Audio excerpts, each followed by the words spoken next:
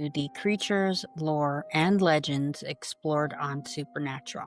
I'm your host, Shelly Meyer, and today we're talking about Season 1, Episode 10, Asylum.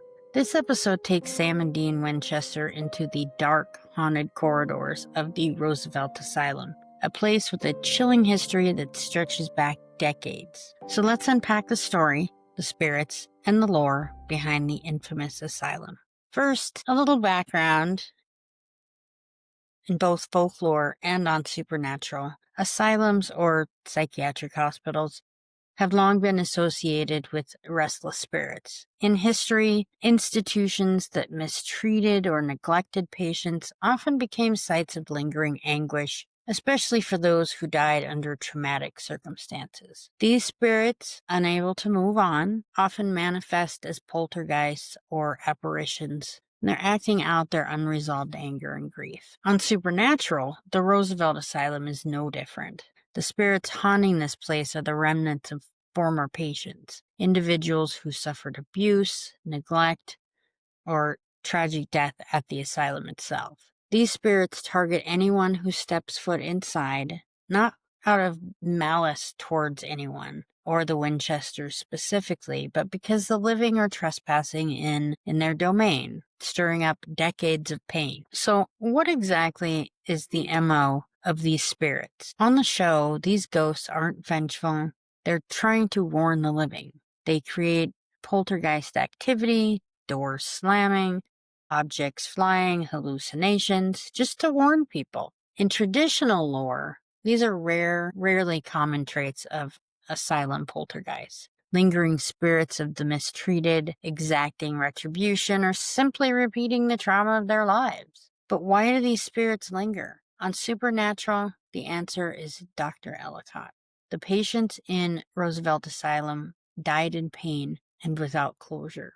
Their souls are trapped. So Sam and Dean discover that these ghosts are tied to the doctor himself, and they can't rest until the truth of what happened is acknowledged and the spiritual balance is corrected. So how are these spirits put to rest? In the episode, Sam and Dean, with the help of information about the asylum's dark past and Dr. Ellicott, they confront the source of the haunting. By acknowledging the mistreatment, performing the proper rituals, and confronting the strongest spirit tied to the asylum's history, they can release the trapped souls. And the show portrays this as a combination of stopping to listen because no one's listening to the spirits who are trying to warn them. But the next step is to burn the remains of Dr. Ellicott. His soul being trapped there as well, and his remains buried in a cabinet for decades is the only way that this is going to stop. So this is an unusual supernatural resolution. It's usually to find the bones, burn the bones, and it's all done. But you can't do that with these spirits. It has to be the man himself who caused the problems. So in folklore, more generally, asylums are often cleansed through rituals, prayers, or exorcisms, and it sometimes requires items to be tied to the deceased or a confrontation with the lingering trauma that keeps the spirit tethered. The lore emphasizes that it's not always enough to simply banish the ghost. Understanding and addressing their unfinished business is key. So ultimately, in Asylum, Sam and Dean demonstrate the hallmark of their investigative style: courage, intelligence, and compassion. The episode shows us that places of suffering can harbor lingering energy, and that justice and acknowledgement, even after death, are central themes in Supernatural. So that's all for today's dive into Asylum, Season 1, Episode 10.